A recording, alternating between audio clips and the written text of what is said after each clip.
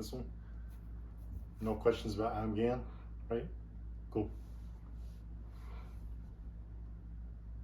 Travis Hill, assistant coach. He's in the Union Wildcats. So, I mean, it's been a lot of years. It's time that some of these stories probably get out. People probably don't know what's really happening over there. But biggest things, we'll have those nights when playing a good team, it's a good game, or we're just struggling, and we'll always get Aaron will look at us and he goes, "This isn't just a night where you guys can just sit there. Gotta help me." You know, we'll throw out ideas one after the other, and he'll pretty quiet over there, boys. So one night I was just like, "Well, we've suggested 6 things and you've said no to all of them." And so Aaron quickly just snaps, "You make suggestions, I reject them. That's the way this works." So, I mean, I took that personally, and that's just a small snippet of what we go through over there. So another time, we're in Northfield, a year that we should have been being Northfield by quite a bit. We weren't. We had one kid that was playing well. Of course, he rolls his ankle, so he goes out. So Aaron immediately looks at me and Mike Baker and says, "Someone gonna wrap that ankle?" So Mike and I, neither of us know how to wrap an ankle. Neither does Aaron. He knows we don't know how. So Mike and I kind of turn and look, hoping our AD John Sperry's in the crowd to wrap that ankle. No John. So Mike and I do it. Whatever you gotta do. We just went back to watching the game. A little bit of time goes by. Aaron turns, "Somebody gonna wrap that ankle?" So Mike and I again just praying that John's gonna be there to help us out, so Aaron won't keep abusing us. Still no John. So Mike finally tells the kid on the bench, he's like, "Yeah, keep it moving, keep it loose." That was, I mean, only thing we had in our tool belt. So the kid just starts pounding his leg to keep it moving, keep it loose. And then Aaron again, "Who's gonna wrap that ankle?" So we both look, no John. So Mike tells the kid, "Let's take it up a level. Why don't you try walking around?" So the kid gets up and starts pacing up and down the sideline, trying to keep his ankle loose. And all of a sudden him and Aaron start bumping into each other as they're walking the sideline. And somehow the first few times, Aaron doesn't even like register that this player is just walking along the sideline, bumping into him. So then the kid finally sits down on his own and he figures out this isn't working. So finally Aaron snaps, "Someone needs to wrap that ankle." So Mike throws his clipboard in the air and says, "You want to do stats?" to Aaron. So Aaron points at me and says, "Why don't you give them to him? He could do something to help us tonight." So it's hard. So anyway, Mike finally hands me the clipboard. I start doing stats. Mike takes the kid up behind the bench. He's up there with the kid for a while rapping, and then at this point Aaron sat down next to me. He's grumbling about how bad we're playing. So then we both hear Mike say to the kid, "Well, how's that feel?" So Aaron and I both turn and look, and we see the kid's ankle wrapped in pre-wrap. And the kid's just saying, "Well, feels pretty loose, coach." And that ankle never got wrapped, but luckily the team got together and we pulled it out. But it was a rough night.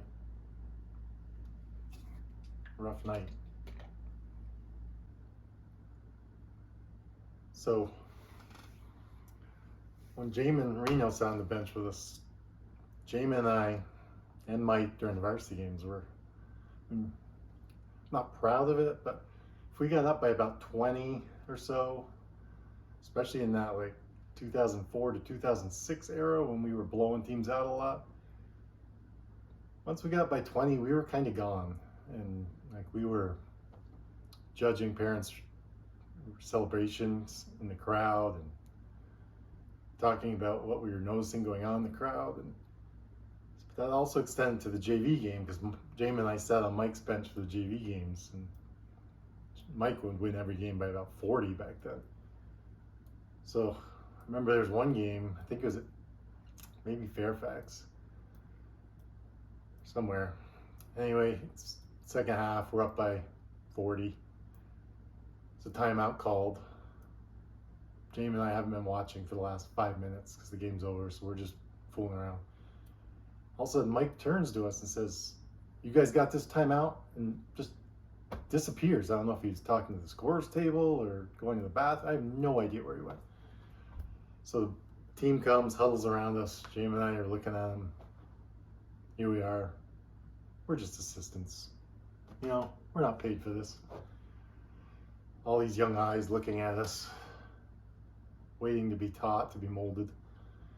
I just remember, I just had to be honest with them. Jamie and I were just like, guys, we haven't watched the last 5 minutes of the game. No idea what's happening.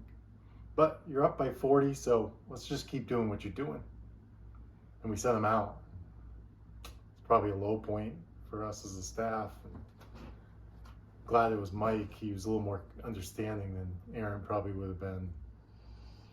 He was able to keep it in better perspective.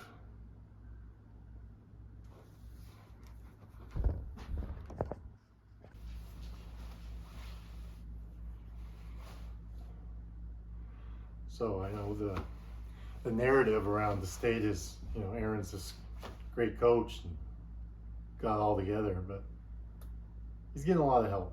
It's not always from us assistant coaches either. One game, boy, I think it was around 2005, 2006. Aaron's getting on the refs. I know, rare, but he's getting on the refs pretty hard.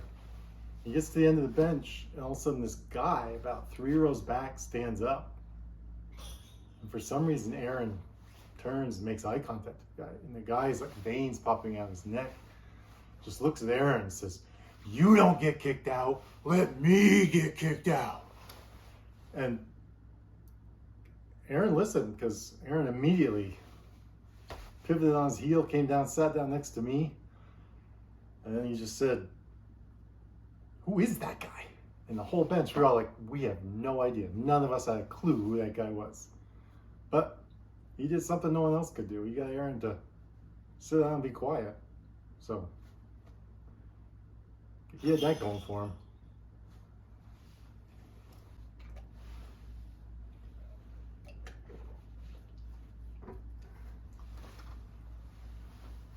So Aaron and I are doing this podcast together. 2026, just recent. And the guy's first question to me is, you know, your brother's this great coach with 450 career wins. Are you ever intimidated by him?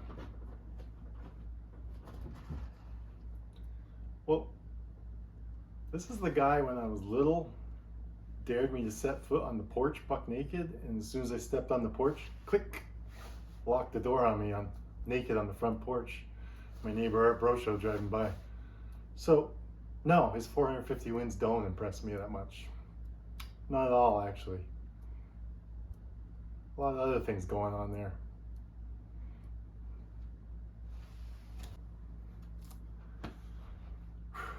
All right, let's get through this story and then maybe be done for the day. I've been putting this one off. This is several years in the making, this story that really almost tore our coaching staff apart. Kind of started 2022 semifinals. We're playing Williamstown. Great team, 2 great teams. One of the best games I've ever been a part of. Both teams played well. No one played bad. Just both teams making plays. Got Aaron coaching us. Williamstown had Jack Carrier, his last game. Unbelievable coach. Boy, what would it be like to sit on his bench? You know, something to think about. So anyway, we're down to last minute of the game. We're down 1. Aaron calls time. It's time to draw up a play. And whoever's making this documentary, it'd be great if you could show the clip of this play right now. We ran it for the big dog, Tyler Revert. So, timeout, guys come running in. Hazen will inbound, down by 1. Xavier Hill into Rivard, who lays it in. We were wondering if they were going to hold on for last shot. So, timeout starts. Aaron asks for the board. Just about, I don't even remember at that point who gave him the board. Someone gave him the board. Adam Gann always kept the marker in his pocket. So, Aaron has the board. He's going to drop this play, down one, state semifinals. Less than a minute to go. Big moment. So, Aaron gets the board, says to Adam, marker. You know, like a normal human being would ask for a marker. Gives him no time and immediately is enraged. So it went kind of like this. Marker. Marker! Meanwhile, Adam finally gets this marker out of his pocket, hands it to Aaron. Aaron draws up this play that ends up being the winning basket in the semifinals. I did not see him draw the play up because I got Coach Gann next to me grumbling. Got 1,000 effing things in my pocket. How am I supposed to find the marker? 30-second timeout. Aaron draws up this play. I never saw the thing because I'm consoling Adam because Aaron gave him 0.25 seconds to produce that marker on his first request. So anyway, that one worked out. It was on great. So we go on to I think 2025 is when it really started to heat up. So at this point, we had this weird system where Kevin Doyon either kept the board or the marker, and Letty kept the other one. I don't remember who had which one. So Aaron would call a timeout. One would have the board, one would have the marker, and it was not a fluid system. And Aaron wasn't happy with it, kept getting disgusted about it, and kept complaining about it, getting mad because it was taking too long to get his stuff. And I mean, obviously Letty and Kevin are now engaged to be married, so maybe a little too much making eyes at each other and not enough time getting the board marker here. So as the lead assistant, I stepped forward and I said, I got it. I'll take care of it. The marker and the board are my job now. No more worries. And I spent a whole week telling Aaron, yeah, it's taken care of. I was very clear. This is my job now. We're done worrying about it. So next game, we're in the locker room for the pregame talk. Aaron's talking.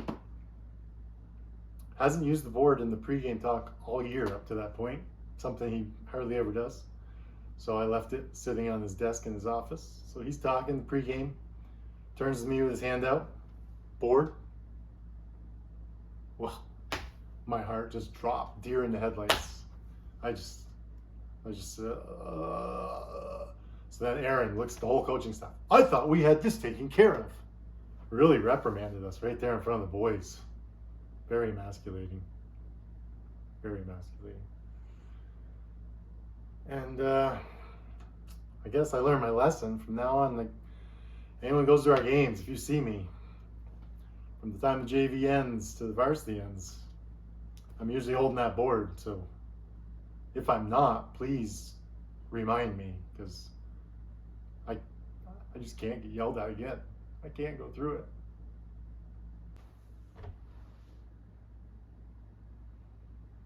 So I got most of it out.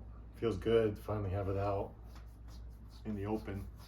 I don't know when this is going to air, but we'll see. Hopefully I'm still on the bench next year once this comes out. Aaron won't like it. Won't like it at all. Guess I could always go to the athletic director and complain. Oh wait, that's also Aaron. I don't know. Hopefully you guys will see me on the sidelines. Or maybe I'll be somewhere else, you know. But this stuff had to be told. Thanks.